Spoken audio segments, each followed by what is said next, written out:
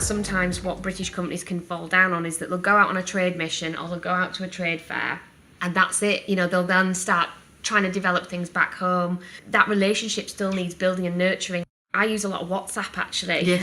WhatsApp, you wouldn't think, but is a phenomenal for that part of the world, and Asia is great for doing business. And even today, you know, my Saudi man's coming, I need to speak to you later, and yep, fine, you know, you're messaging, and they use it as a vehicle for business and for communicating with people. For me, you need to be consistent. If you're taking that region seriously as a place to do business, even if they're not responding back on email, like I say, they're not particularly good.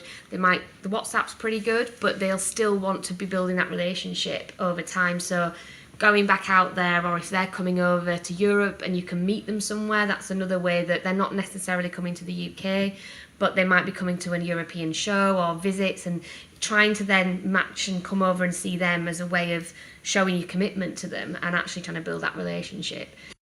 With the Gulf and all of these Muslim countries, you know, we're looking at it from a fear factor, but actually we're not seeing the opportunities, the common ground and the products we have that actually people everywhere in the world will use, and how we can utilise that as a benefit. Definitely.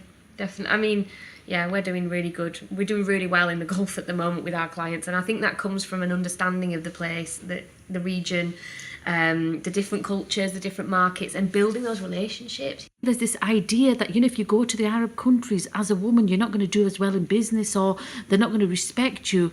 And actually, it's a myth. You can do really well in business. I got exposure into some of the highest level meetings that I would never have a chance of in England. I went into Saudi Arabia and they said, right, we would like to invite you to our meeting. And it was a meeting of ambassadors and senior industry experts. And there was me at the end of the table, and they go, this is Madame Saeeda from England. Thing is, it's phenomenal experiences, and you learn about yourself in that process.